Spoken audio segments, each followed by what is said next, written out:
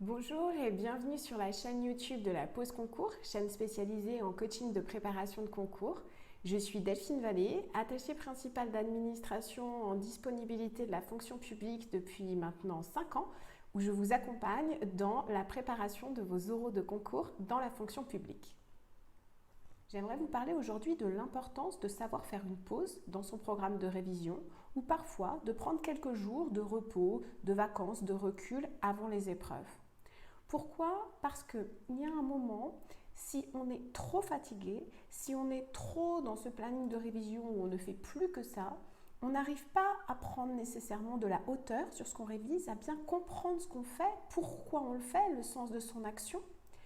On a parfois aussi plus de mal à mémoriser parce qu'il y a un moment, lorsqu'on est fatigué et qu'on est dans une forme de saturation, le cerveau ne va de toute façon plus enregistrer ce qu'on essaie de lui faire apprendre ou ce qu'on essaie de lui faire mémoriser. Et puis parfois, on a un troisième effet qui est encore plus néfaste, c'est celui de la forme de démotivation. On arrive à une espèce de saturation qui nous fait dire que de toute façon, on ne sera jamais prêt, qu'on ne sera jamais au point, on est nul, on n'y arrivera jamais. Vous voyez, ça, c'est une espèce de spirale qui vient parfois être générée simplement par le fait qu'on est épuisé, qu'on n'en peut plus, que ça fait des semaines, des jours qu'on travaille. On a le sentiment de ne pas avancer ou de ne pas avancer aussi vite ou aussi loin que ce qu'on voudrait. Et résultat, on a ce réflexe de remise en cause de son travail et de son programme de révision. Et ça, c'est extrêmement néfaste. C'est extrêmement néfaste parce que ça peut mettre le doigt dans l'engrenage de la démotivation et de l'abandon. De toute façon, je suis nulle, je n'y arriverai pas, je n'arrive pas à retenir ce chapitre ou ces fiches, le programme de travail que je m'étais fixé, j'ai plus envie. Voyez, je suis fatiguée, j'ai plus envie et donc j'y crois plus et donc finalement cette démarche ne fait pas sens.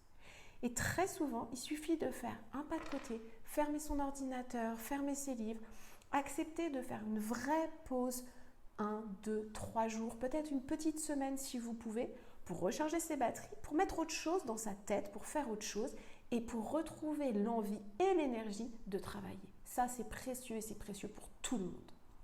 Alors parfois, ça va être juste avant les épreuves, où on va avoir besoin juste de s'extraire de tout ce contenu, prendre du recul pour arriver plein d'énergie, boosté pour son oral. Parfois, pour mes candidats que j'accompagne sur toute une année universitaire, ou en tout cas pendant plusieurs mois, moi, je les invite à faire un programme de travail sur une année comme ça, petite pub au passage sans faire exprès, et dedans, ils vont poser leurs vacances.